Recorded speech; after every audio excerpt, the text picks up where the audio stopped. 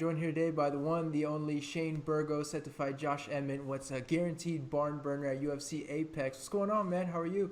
Not much, man. Just got back home from doing some medical, so just relax now. That's right. It sounds like you've had a busy past couple of days. Everybody's trying to get you to do different stuff. The medicals, the UFC team. Is it exhausting at this point? Yeah, it's like I'm just trying to crunch it all in. You're trying to get your training in. That's obviously the most important thing. And then on top of the training, I got to do all these medicals and stuff. And then I'm getting stuff for interviews, so I'm trying to squeeze everything in. Well, were you hoping that you'd have less of, including the interviews and everything? Were you hoping you'd have less stuff because of the circumstances going on, or what, did you just going with the flow? No, I probably assumed it would be, if anything, more because there's not much going on right now. So I feel like a lot of you guys probably have free time on your hands. So it's probably a lot more interviews coming in. But I don't mind it now. On fight week, it's going to be nice though because we don't have to do all the media stuff. So we can basically just have to work. We get there on Tuesday, weigh-ins on Friday. In between that, we usually have a bunch of shit we have to do, but I don't think we'll have anything to do with this one. So that'll be cool. I don't want to burst that bubble, but I've seen that a lot of fighters are doing the virtual media days, like online and stuff. Do you think you're gonna have to do stuff like that? Yeah, for sure. But I can handle that. Look, that Okay. what that 30 minutes an hour at one time. I'm cool with that. Yeah. Well, what's it like doing the media when you're cutting weight? Because I always kind of feel bad for the fighters because I feel like after a while it's like, okay, man, let me get a drink of water or something. Yeah, it's not that fun. They usually do it the day before weigh-ins too, which is like the worst day to do it. Like if you're gonna do it, it should probably be on a Tuesday or the Wednesday, not the Thursday is like Yeah. that's the worst day. That's the day where you're basically starving the whole day. You're not drinking any water. You're not eating. So yeah, it's not the best time for them to choose. Is there like a certain resentment towards the media members that are talking to you? Because it's kind of like it's your fault if I can't eat or if I have to answer your questions right now. No, I try to. I don't put any stock into that. I don't make a personal big ass. It's not your fault. I chose to be here. Chose this lifestyle. My fault. All right, so listen, you've got this fight against Josh Emmett. Obviously, it's a barn burner. It's a step up in competition compared to Americani and everything. How did this fight come together? Is this a case of, hey, man, would you like to fight Josh? Yep, let's do it. Or was it a little more complicated than that? You do. We want to fight ahead. I'm ranked 10. We want to fight guys that are ahead of us that are going to get us in line for that title. So it was a little bit of a waiting game, but eventually the cards came out how they did, and it just worked out perfectly for me. And so were you worried about not being able to fight at all during this pandemic? Because we know Fight Island, all that stuff going on. Or did you just kind of know that you'd get back out there during this time? No, I definitely had no clue when the hell I was going to be fighting next. There was a bunch of times where the fights kept getting scheduled and then getting canceled. So I was like, I don't know. I had no clue when I was going to be able to fight. So being able to fight in June, I was planning on fighting in May. So that's not terrible for just a month over. I'll take that. And so let's talk about the matchup against Emmett a little bit. I've never had a fighter tell me they don't see the matchup going their way, which is probably a good thing. You got to be confident, right? But how do you look at this matchup with Emmett? I know you're a stand-up guy. We know he's got some power, good wrestling. How do you sort of look at this matchup? I think it's going to be on the feet for most of it. I think he likes to stand and bang, but I do know he likes to wrestle too. And I think after I frustrate him on the feet, I think he's definitely going to try to wrestle after a while. So it's gonna be similar to the Cub Swanson fight, but more pressure forward for me in this one.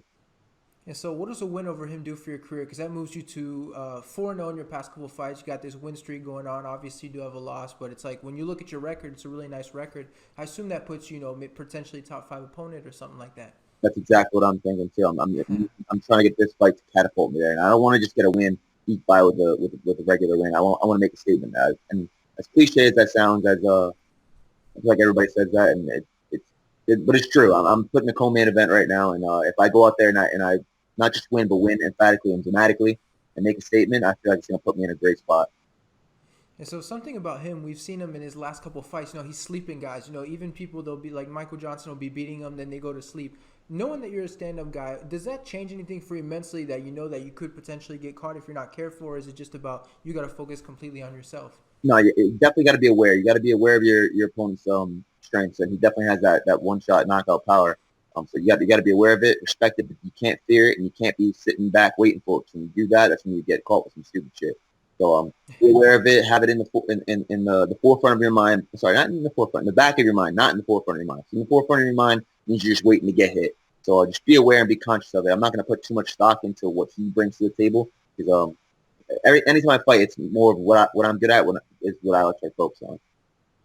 And so something that happened to sort of your team, we found out that your training partner Lyman Good had contracted the COVID-19. What was that situation like? 'Cause I assume it must have been a pretty scary thing for you guys. I mean, yeah, me especially because me and him were in Vegas in March. We got back March 10th, and then the city went on lockdown. We live in New York.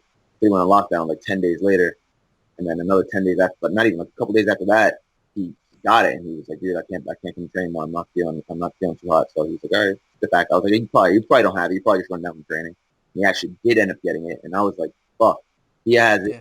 I was like, there's a decent chance I have it. There's a pretty good chance I have it or have had it because we were training like every day together, and I'd never got any symptoms of it. And one of my other teammates who was training with us regularly at the time, he got tested for the antibodies, and he didn't get it. So we were like, I guess we just dodged the bullet. I don't know.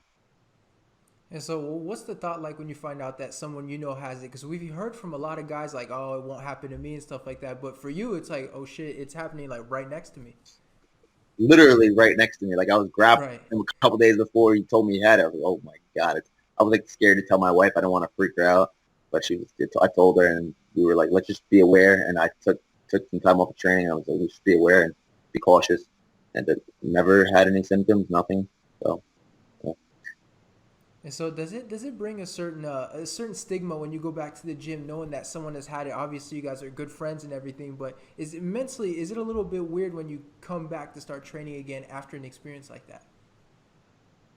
When that first happened, I was a little freaked out. I'm not gonna lie, but dude, I'm so over this shit by now. I'm so over this. I'm so over. I can't wait to get back to regular life. I'm tired of wearing a mask. Tired of fucking going to the grocery store, and I'm tired of this shit. I really am. I don't know. I don't know what your views on it. Uh, I don't think it's. I don't think I'm gonna die from going out, and I don't think anyone around me is a high risk. So I'm not too worried about it. Luckily for us here in France, we locked down pretty early, and now we're in the stages of opening everything back up. So life is starting to look a little bit normal. So You're in it's France. good to have life get back to normal like that. You're in France right now. Yeah, I yeah, have you're French. yeah, yeah. You may have an accent. Like I definitely assumed you were American. That's Well, fun. I mean, I grew up in North Carolina, so it's like Oh, all right. Okay. yeah, that's how I get people. It's the trick though. They'll be like, us Americans, sorry about that, my friend. That's good though. Yeah, but yeah, how was it over there? Well, it's when you go out, you still have to wear the mask and Yeah, everything. But at one point, we were so locked down that we had to sign like a contract. I live here. I was born there. I'm going out for this. So at one point, it did get like super strict. Just trying to leave your house. damn, that's crazy. 'Cause I live in New York and it hasn't even gotten that bad. Because New York, you guys got heavily locked down too, right? Like I heard everybody was kind of freaking out. Like even here in France, we were hearing about it on the news. Yeah, New York City. I mean, I'm only an hour north of New York City, but New York City is basically completely shut down. But when I say completely shut down, it's like completely shut down to an extent because there's people still outside in the parks, not in the actual parks, but like the open field parks. Yeah. They're running, they're bringing the dogs out, they're picnicking. And like you can't really. I'm just ready to get the economy up and rolling again. Yeah, it's surprising when you hear everybody telling you, stay home and stuff, and then you go outside. Even me, I got to the car once in like 3 months, and I saw all these people outside, and I was like, wait a minute, I thought we were all inside. What's going on? Yeah, and exactly, you can't control the next couple people, so it's like you staying inside is really not going to do anything in the long run. Maybe you won't get it, but then I don't fucking know, man. I'm tired of this shit. I'm so tired of it. Right. But so, how has it impacted your training? Are you able to train like you want to? Like, do you have the right amount of training partners? I've heard some guys they like it better. Others they're starting to struggle. Yeah, no, training has been it's basically gone back full force within the last month. It's been the gym's been opened up. That like on a low, like style training went through the back door. We were doing that for a while, so I've been training from like mid-February to like now. That's how long this training camp is. It feels like it's been, and I haven't missed a beat. And so, with everything that happened with Lyman and stuff, did you guys get tested for the COVID, or is going to this UFC event the first time you're gonna get the stuff in the nose and all that, all those fun tests? Yeah, this would be the first time. I didn't get tested, but like I said, my friend got tested for antibodies, and it was the three of us training. So I figured if he didn't have it, I definitely didn't have it. I had no symptoms or anything like that. So this would be the first time, and I'm not looking forward to it at all. Yeah, is it making you nervous? Because we've heard some people they just eat that, take it like a champ, but others like holding the nurse's hand, they're starting to really sweat about it. What's your reaction to it? Yeah, well, it excuse me out. I feel like I'm gonna sneeze in the nurse's face or something like that. But Yeah, Lyman got it. He told me he was like, yeah, not fun at all. Feeling it goes into your brain. So now we got to get it 2 times for this fight. right. The thing I'd be scared about is that the cotton swab goes in and then there's no cotton when just like the stick and like you have the cotton like stuck inside your nose or your throat. We got to go back in and pick it out. Oh God, I heard one fighter had do you do the balloon at all to try to open up your airways or something like that? No, I've not done that, but that looks like it feels the same way. I would assume.